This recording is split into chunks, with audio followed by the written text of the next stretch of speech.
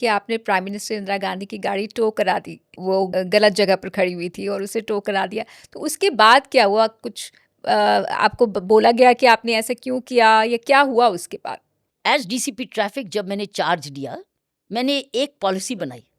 Policy ये कि किसी के साथ भेदभाव नहीं होगा और किसी से डरना नहीं और मेरे से पूछना नहीं और सिफारिश लेके आना नहीं, ना ही मैंने सिफारिश लेनी है।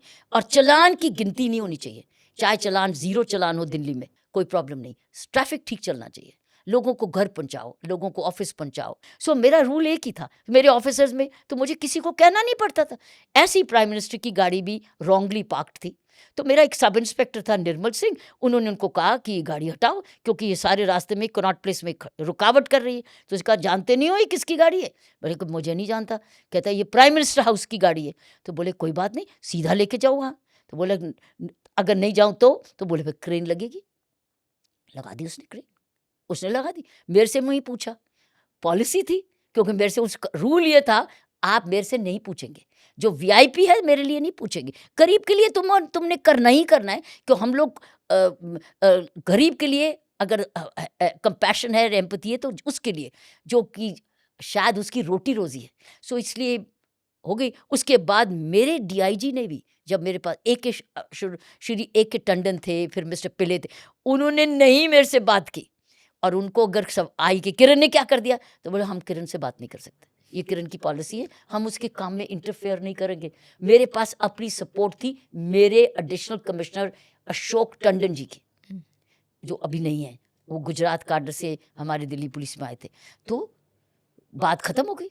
लेकिन उन दिनों में एशियन गेम्स चल रही थी और मेरी सख्त ज़रूरत थी, क्योंकि ट्रैफिक अरेंजमेंट भी था, बहुत इंपॉर्टेंट ट्रैफिक अरेंजमेंट था। उनको अब नया बदलें कैसे?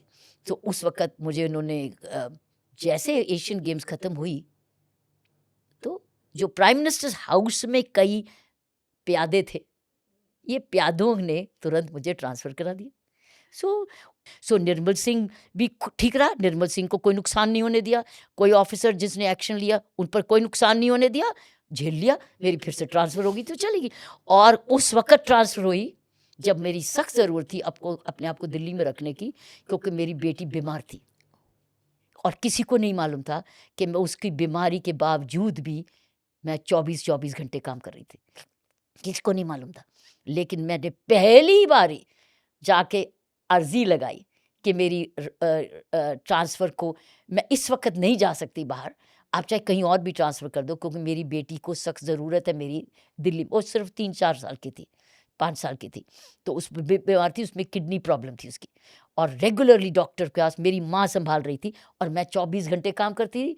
24 घंटे मेरी माँ उसको मेडिकल केयर करती, और स्कूल में भी नहीं जा पा रही, क्योंकि सो ऐसे मैं इस वक़्त अपनी माँ की मदद कर रही हूँ। मेरी इस वक़्त ट्रांसफ़र नहीं बनती। मैंने आज तक किसी को बताया भी नहीं कि मेरी बेटी को मेरी सख्त ज़रूरत है। तो मेरी नहीं सुनी गई। यहाँ तक कि अपॉइंटमेंट भी नहीं मिलती थी। बाहर दफ़्तर बैठे रहना पड़ता था। ये ऑफ़िसर जो है अपने आप को इतना समझते थे, और नहीं सुना उन्होंने मेरी बात और मेरी ट्रांसफ़र कर दी। तो मेरी माँ ने कहा, "मामा अब मैं क्या करूँ? छुट्टी लेके घर बैठ जाऊँ कि क्या करूँ?" तो मेरी माँ ने कहा, "मैं हूँ ना, तू जा, काम कर, जितनी देर निभा सकेंगे निभाएँगे, तू जा।" तो मैं बड़ी मुश्किल से दिल्ली से बाहर की पोस्टिंग करी मैंने। उस वक़्त मेरी गोवा में पोस्टिंग हुई, और गोवा आपको पता है कितना डिस्कनेक्टेड था, एयर ट्रैफ़िक भी कायदे का नहीं था। एक ट्रेन अगर आप लेते तो 3-3 दिन लगते थे।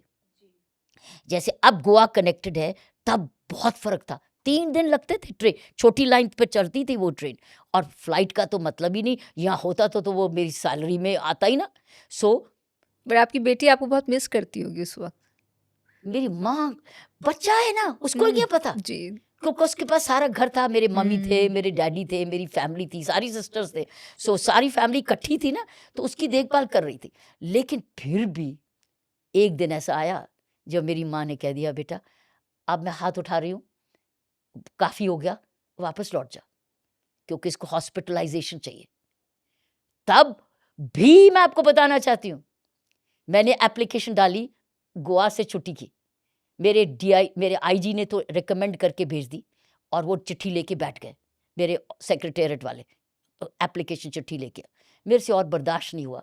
मैं किसी ना किसी तरीके से, क्योंकि मेरे आईजी को पता था और उन्होंने मेरी छुट्टी रिकमेंड करी हुई थी, मैं किसी तरीके से निकल आई और जैसे मैंने लैंड किया एयरपोर्ट से, मैं सीधा उसको ऑल इंडिया इंस्टीट्यूट लेके गई, क्योंकि वो सूजी हुई थी, सारा उस वाटर रिटेन किया हुआ था, उसकी किडनीज वाटर फ्लश आउट नहीं कर रही थी और वो बेटी बीमार थी। सो सीधा मैं ऑल इंडिया इंस्टीट्यूट एयरपोर्ट के टारमैक से ही लेके गई, वहाँ से एयरपोर्ट से ही ऑल इंडिया इंस्टीट्यूट। सो ये तरीके होते हैं।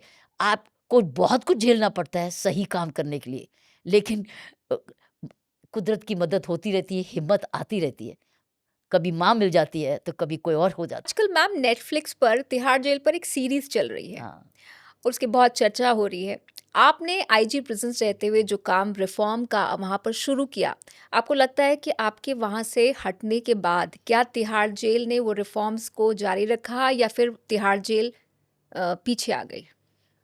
आप वो नेटफ्लिक्स ब्लैक वारंट के बारे में जी बात करें। जी जी और ब्लैक वारंट एक बुक भी है जी और ब्लैक वारंट एक नेटफ्लिक्स में सीरीज भी है, जी बिल्कुल और मैंने उसको देखा भी है। मैं उसकी रिलीज में गई थी जी और इसका श्रेय सारा एक व्यक्ति को जाता है, वो है सुनील गुप्ता।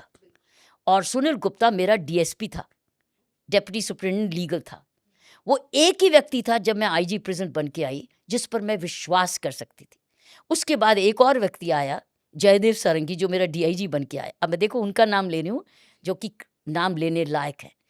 सुनील गुप्ता, जयदेव सारंगी, केआर किशोर द्विवेदी, तरसेम लाल और केआर मीना, इनकी वजह से हम लोगों ने तिहाड़ को संभाला। लेकिन आपको पता है, आश्चर्य होगा, मुझे नहीं मालूम था कि सुनील गुप्ता मेरे से पहले जब ये काम कर रहा था क्या सफ़र कर रहा था। ये डॉक्यूमेंट्री में आपको पहली बारी मिला है। मैंने भी पहली बारी जब ब्लैक वारंट फिल्म देखी तब मैंने हैरान हुई, अरे सुनील, तो ये हालत थी जेल में जब मैं पहले आई। मैं वेट थोड़ी कर रही थी कि क्या हो रहा था, पहले बताओ जी, मजा आया करते। राइट मैं वाइट पेपर कराती हूँ, इंक्वायरियाँ कराती हूँ, कहूँगी इसकी रिपोर्ट लिखो, मुझे पर टाइम नहीं है, मुझे तो इमीडिएट से सुधारना है ना। सुनील गुप्ता ने नहीं बताया मुझे कि मैडम आपके आने से पहले ये हाल था। आपको पता है मुझे कैसे पता चलता था हाथ पहले कैसा था? मैं एक फीडबैक बॉक्स घुमाती थी, लॉक्ड बॉक्स, उसी में प्रिजनर्स को मैं हक देती थी कि कुछ भी लिख के मुझे भेज सकते हो। उनमें आता था कि यहाँ ये होता था, मैडम अब हम बच रहे हैं।